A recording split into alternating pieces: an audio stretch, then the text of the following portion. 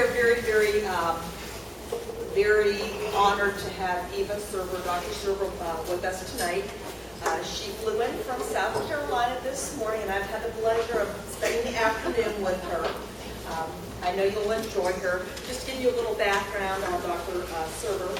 She currently is assistant professor out of the Medical University of South Carolina, out of the Department of Psychiatry and Behavioral Sciences. That's a mouthful. Undergrad and graduate out of San Diego.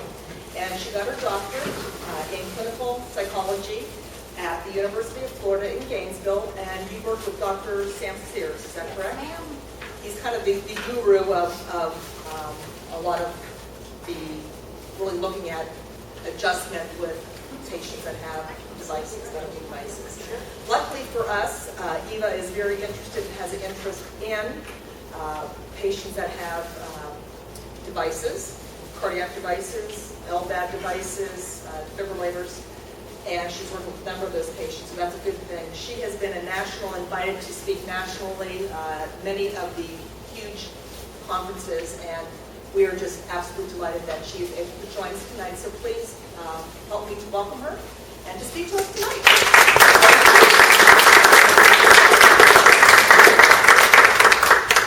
Shucks. And modest. Well, I'll take over probably the stage for the evening, so we'll see how this goes.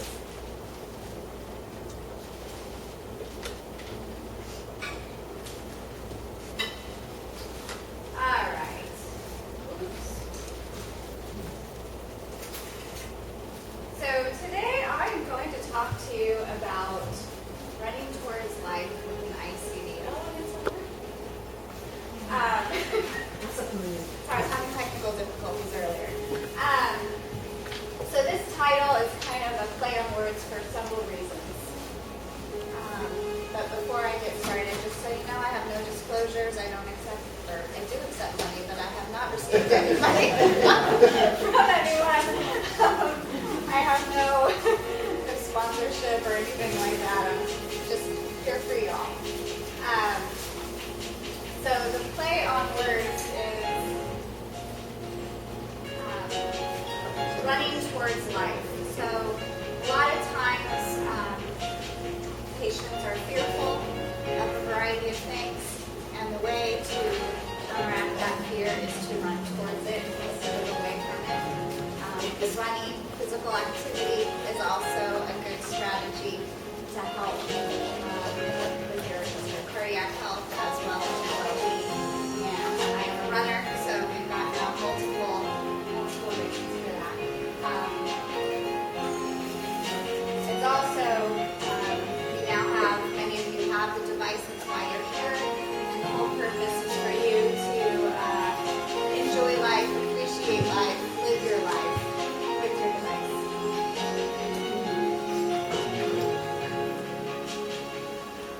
What is life? Well, it's not just a matter of living. We don't want you just to count the years. You want to engage in life. You want to flourish. You want to live with vigor and vitality. And you don't want to just survive. So I always promote full participation in a full life. That's pretty much my punchline. Do what you want to do. Don't you all feel inspired? So I actually made this before the Olympics, but it's perfect. All right. I've worked with is that too loud? It's a little loud. I figured. Okay. So I've worked with a lot of folks with devices, survivors of cardiac arrest, and while today I am focusing a little bit on the fear, I'm often inspired by y'all. So I often find any positive statements. You guys live with resilience. You're living with advocacy. You're feeling blessed. You're thanking God. You're thanking people. You're thanking your friends. You are paying it forward, so to speak. I just hear a lot of what we call benefit finding. You're finding the silver lining. You're changing what life means. And you're finding new meaning. You're appreciating your relationships. You might be changing your work schedules.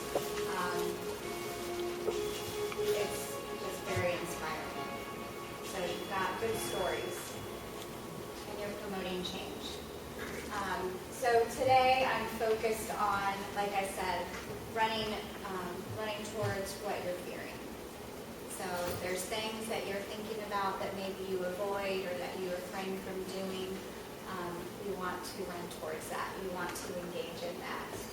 So I'm going to talk a little bit about what is fear, and then how to, if you are living with fear, how to change that around. So fear sometimes can be called anxiety. Fear is that fear of something that is real, something that is immediate, something that you are actually in danger of. Would you say that you have real things to be fearful of? Whereas anxiety is worrying about a perceived threat, an imagined threat, something that might be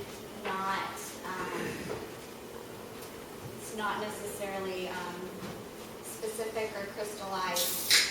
You guys have anxiety too? Things that you worry about that you don't really know are going to happen, that you're afraid that they might happen? There's a lot of reasons to be fearful that I hear from patients. Fear of exertion and fear of shock are two big things. Anyone ever feel like that in the past or presently? Fear of doing things, getting that heart rate up. A lot of times patients worry about fear of malfunction of the device. Fear of embarrassment, what's going to happen if something happens to me and I'm out with others. Fear of dying. Right? You have this device that keeps you alive. You have a heart transplant. You've been through it all. Fear of death is very real. And what does this mean for you? So many of you maybe didn't think that you were going to have a device to keep you alive. It's not really something that you made in your game plan of what life is going to be like. So what does this change for you? Does it change anything for you? Fear of shock, that's usually the big thing. Who's been shocked? Who fears shock? What's it like? My cardiologist told me it'd be like getting kicked in the chest by a mule. Is that how it felt? Not that far off. My last episode, I was shocked 13 times. Oh, goodness. So I'm experiencing some fear. Yeah, absolutely. When is your heart transplant? Who worries about having a shot? Who's afraid of having a shot? Has anyone ever described it to you? Heard of horror stories. Yeah. We were always told that it's a big jolt to the heart that knocks you to the floor. Right. If you're playing tennis, it knocks you down. So this is a great group. I've been coming for a couple of years. So I was at the office one time, and 2 p.m. in the afternoon, talking on the phone, and the phone dropped out of my hand. So I went into the cardiologist, said, well, I had too much to eat, or I fell asleep. He said, well, you had a pulse and passed out. So there was a swimmer who was 300 pounds down in Texas, and he's a competitive swimmer, masters, and so he got down to 170. So he was swimming in the long course nationals over in Nebraska, backstroke, 8 laps, and he said he ran out of gas, ran out of oxygen, because I'd never heard that you pass out. So he passed out. His heart rate went up, but he passed out. And he said he was down about 5 feet in the water, and I guess this was 10 or 12 seconds. Lifeguards dived in after 16 seconds. He came up and swam to the lines and held on. But what we don't hear too much about is that you can pass out. Maybe if you feel dizzy or whatever. And so I didn't think I'd had a pulse. I mean, I always heard you got knocked before. There's all kinds of experiences that people have.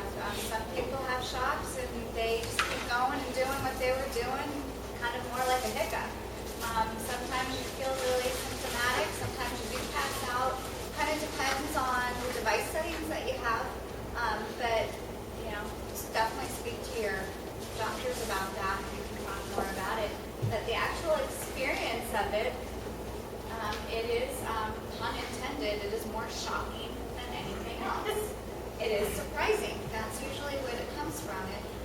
Generally speaking, for many people, it happens really without too much warning, and that's a good thing.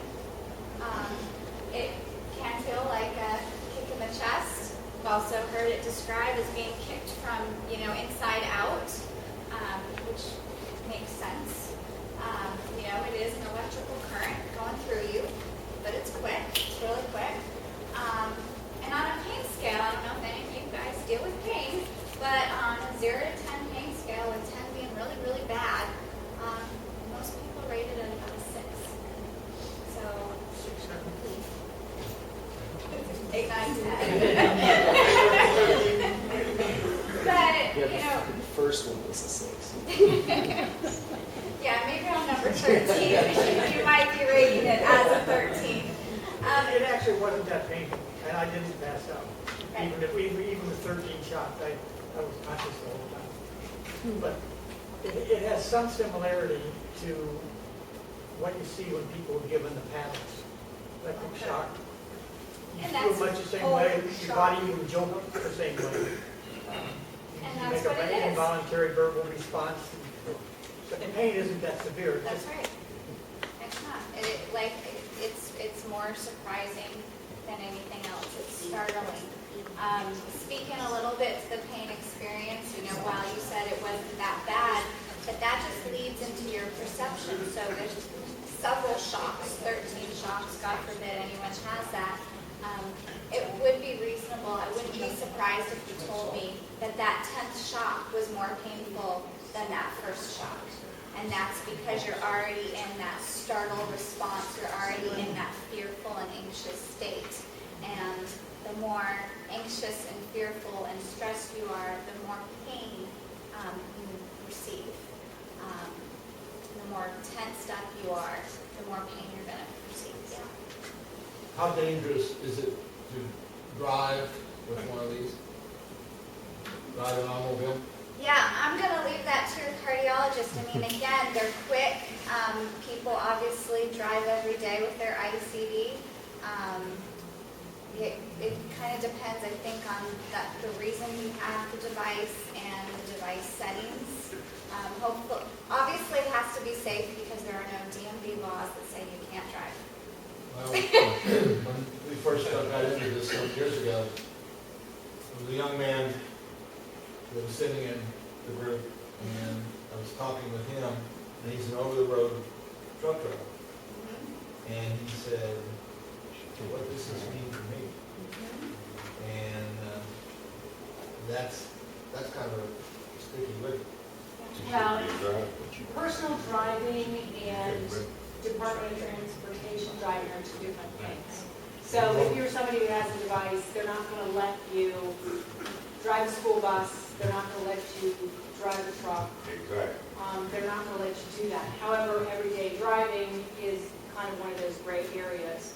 If you've never passed out, then a lot of times these devices are prevention devices, and you get them put in, and it's kind of okay, is it going to happen when I'm driving well? Are you going to get in a car accident today? Are you going to be, it's kind of, nobody really knows. So to have you not go on with your life and not drive everyday driving because you have a device, it's kind of hard to tell somebody. So There are circumstances when your electrophysiologist, depending on what's happened in your past, may say, we are restricting you from driving for a certain period of time. But, you're going to know that, and there's going to be a reason for it versus not driving because you're afraid something's going to happen. Particularly if something hasn't